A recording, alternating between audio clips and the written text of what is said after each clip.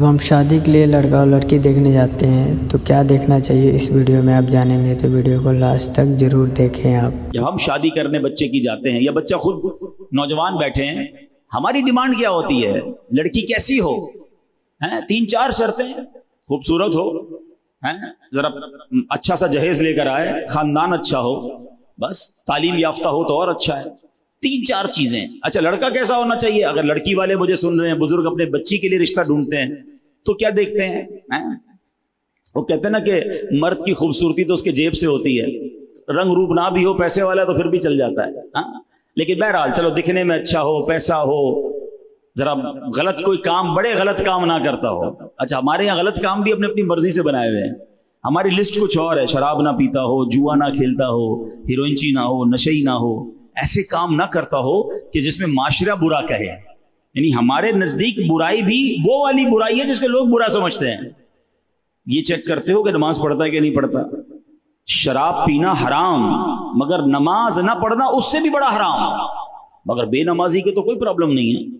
पैसे कितने कमाता है ये जरूर चेक करते हैं, किधर से कमाता है ये चेक करते हैं। हराम कमाने वाले को अपनी बेटी देना चाह रहे हो, और अगर खुदा ना खास्ता सूद का काम कर रहा है, सूद खाने वाले को तो अल्लाह से जंग करने वाला कहा गया। अल्लाह उससे ऐलान जंग फरमाता है। तुम अपनी बेटी का रिश्ता उसके साथ कर रहे हो जो रब से जंग कर रहा है।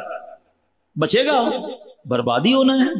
अच्छा, पैसे हराम के हैं, आपकी बच्ची को भी हराम खिलाएगा, आने वाली नस्लों को भी हराम खिलाएगा, बट नोबडी केयर। कौन ख्याल करता है इस चीज का?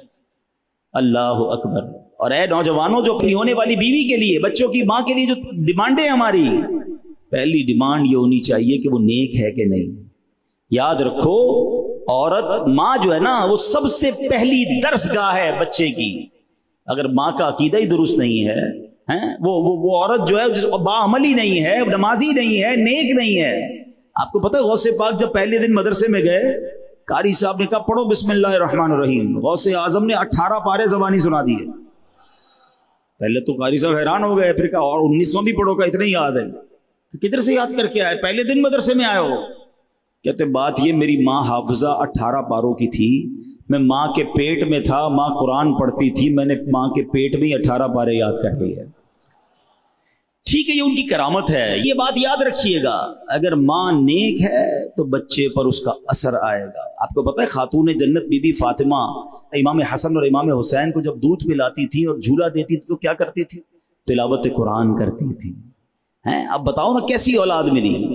तो सबसे पहला ये फॉर्मूला अगर आज समझ आ जाए ना, यकीन करें है बड़ी गहरी लाइन, आज इस लाइन को याद कर लो। अपनी बच्ची के लिए रिश्ता ढूंढना हो या अपने बेटे के लिए रिश्ता ढूंढना हो, या खुद लड़का सोच रहा है कि मैंने कहाँ शादी करनी है, या मेरी बहन अगर कोई सोच रही है, शादी उससे करना जो अल्लाह को राजी करने वाली जिंदगी गुजार रहा हो।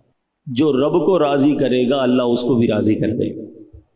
उससे शादी मत करना, या उधर रिश्ता मत करना जो अल्लाह को नाराज कर रहा है, क्योंकि अगर रब नाराज है ना तो लाइफ बर्बाद हो जानी है।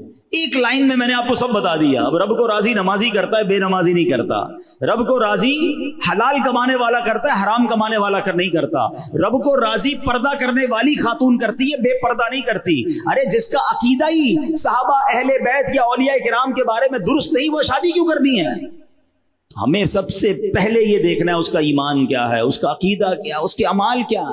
पैसा तो आनी जानी शे है। आपने नहीं देखा कई वाकयात ऐसे होते, मालदार घर में बच्ची देते, थोड़े दिनों बाद वो कंगाल हो जाता है, होता है, कारोबार तबाह हो गया।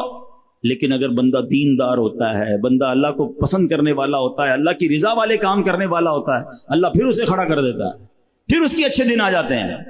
लेकिन अगर काम ही गलत कर रहा है, हराम काम कर रहा है, तो फिर बचना मुश्किल हो जाता है।